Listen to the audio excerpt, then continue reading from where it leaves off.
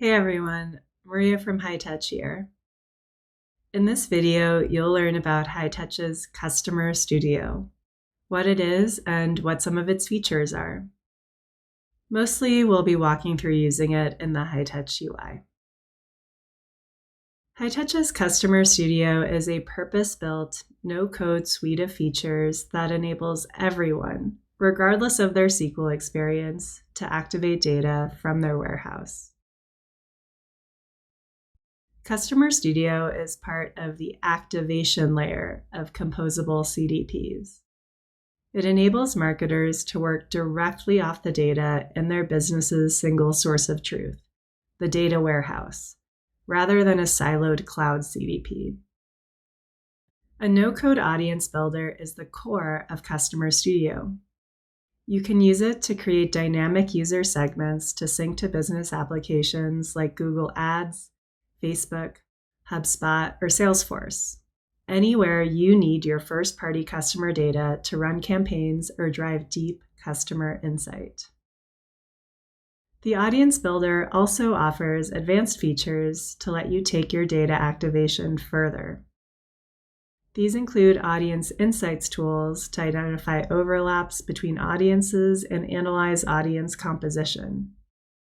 Priority lists, which let you manage funnel-based audiences, for example, paid media journeys.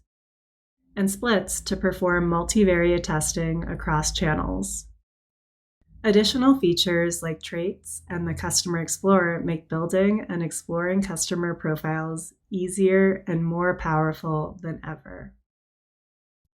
Let's jump in so you can see some of these features for yourself. Let's say we're on the marketing team for a large shoe retailer. We want to run a retargeting campaign for cart abandoners with a high brand affinity for Nike. To start building an audience, we select the data model to build the audience off of. One thing to note is that before you can begin building audiences, your team needs to define the data models behind your segmentation as a one-time step in our model configuration UI. Once defined, Hightouch references these data models to let you create and sync as many audiences as you need. Now we select criteria for the audience. In this case, a user who had a product added event in the past year and who did not then purchase a product within a 7-day window of the original event. We can also pull in our brand affinity of Nike, a field our data science team made available for us in our data models. This is a relatively simple audience definition, but we can use the builder to combine nested logic to build more complex audiences. Now that we've set up our segmentation, we can preview the audience and check to see if we've targeted the correct users. We can also check how our audience overlaps with others in Hightouch to see if there's too much or too little overlap. Finally, we can look at our audience's breakdowns. For example, by lifetime value or whether they're loyalty customers or any other fields in our dataset. All these audience insights tools let us QA our audience before finalizing it.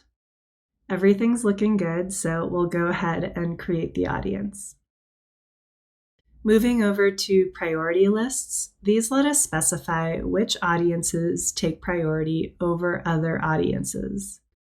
Let's say I have that Nike cart abandoner retargeting campaign going on, but also one for cart abandoners with a high lifetime value, and one for folks who generally have a brand affinity for Nike. We saw from the insights tools that there's an overlap between these audiences, and I don't want to spam folks who fall into multiple audiences. So I'll create a priority list that ranks the audiences and only syncs members to their highest priority audience. Another example would be to have audiences for bottom, middle, and top of the funnel, bofu, mofu, and tofu.